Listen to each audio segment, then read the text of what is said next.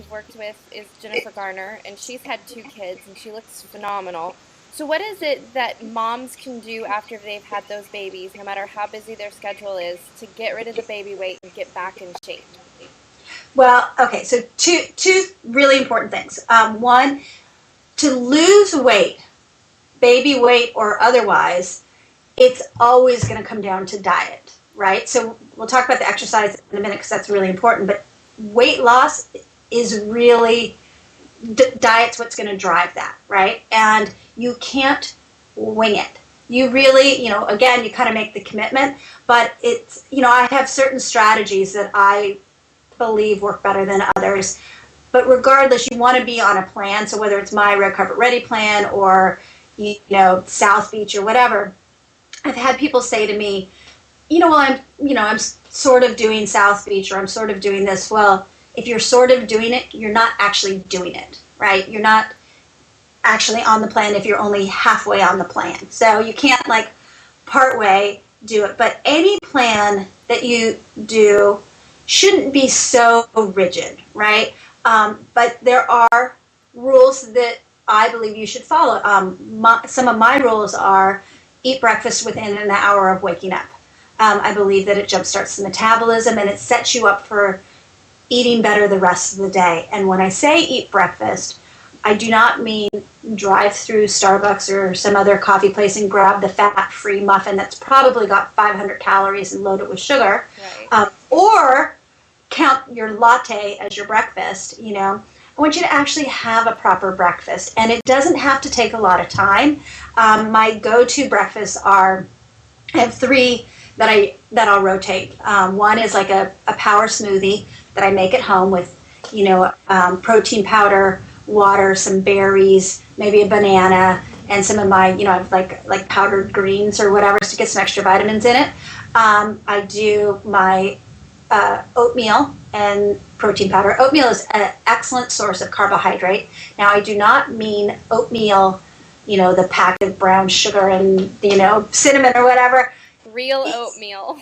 Real oatmeal. It only takes 5 minutes to cook on the stove. It doesn't take long. And the ingredient list, if you look at the box, it should say oats.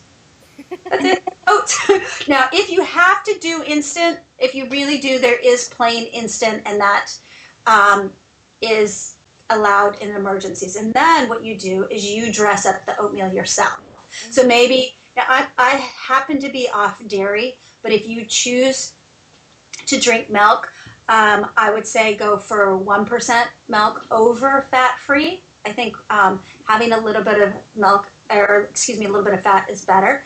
I personally would use, I use almond milk or I use hemp milk. I do not use soy. I also am off soy. I don't believe in soy milk. This is me personally speaking, by the way. And then you add the fun stuff. Maybe you add some sliced strawberries or half a banana or a quarter cup of California raisins. You want to fill up with some other nutrients. So I like some fruit, dried or otherwise, and then maybe a couple chopped up almonds or walnuts or something like that, so you get a little bit of healthy fat.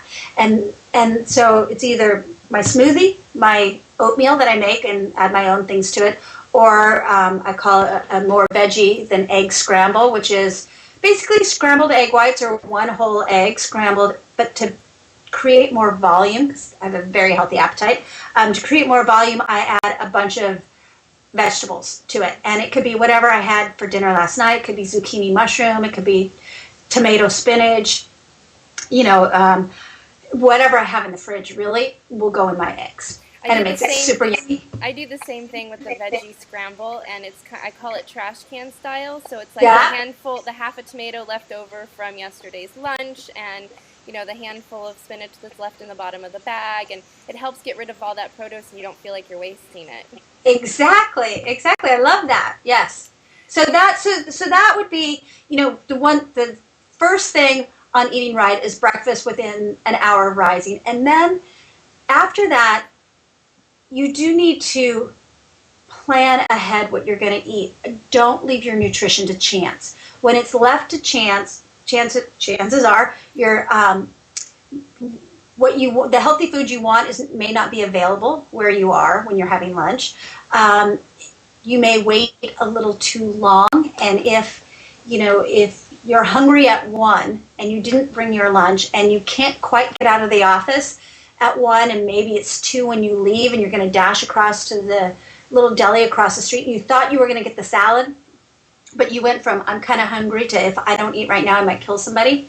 In that moment, the healthy salad you thought you were going to choose, you kind of forget about it and get that burrito or that slice of pizza or whatever because you're looking for some carbohydrates to bring your energy back up.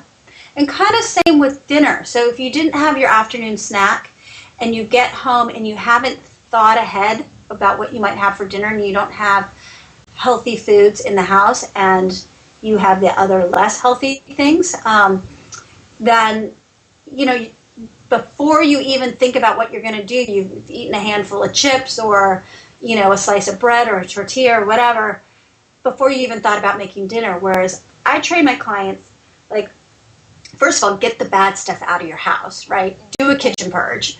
And it always sneaks back in, so do a kitchen purge about 4 times a year. And then have a properly stocked pantry. And then you'll probably have to, do a proper shop. You do the big shop on Sundays and then a second one during the week to get your meat or your fish or some additional produce. And when you have things on hand and you know what you're going to have, it's so much easier. I can have dinner on the table in 20 minutes, 30 tops, because it's here. I'll defrost something the night before, and then I've always got the veggies, and it's easy to throw it together, I completely agree with that. I'm busy, I have a husband and a baby, and we plan meals every weekend. I shop for those meals on the weekend, and then when a frantic Thursday night happens, everything's thought out, ready to go. Like you said, dinner's ready in 20 minutes, and it's good for us. Exactly, and you're probably saving money, too. Oh, absolutely. Instead of that takeout. Exactly. Well, when you shop according to that list, you're not like grabbing things off the end cap or, grabbing an extra bag of rice, wondering if you still have it at home or not. You get what you Exactly. need. And I think, again, it goes back to kind of eliminating some of the choice. Like, we have too many things to think about already. So if you have your dinner, like you make your meal plan, so you don't have to think about what you're going to make Wednesday night. And, you can change it. But if you have a guideline to follow, you go, Wednesday night, I'm going to make the chicken that I'll pull out, Tuesday night or whatever. It makes it easier rather than coming home and going, what should I have for dinner tonight? Well, then you've just opened up Pandora's box, It's like, well, shoot, I don't know. Maybe I want Chinese or, pizza or whatever. And people want to say, oh, well, diets are so restrictive. I don't want to feel so deprived. Most people eat the same 20 foods all the time anyway.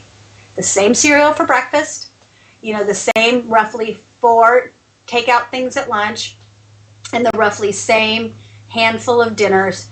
And it's just, yours and mine is probably healthier than somebody else's. But, I have the same things that I like to cook, and I'll mix it up time to time. I'll try a new recipe, but I think we're all creatures of habit. We are. It's comfortable. Yeah, so why not make those go-to recipes better for you, right?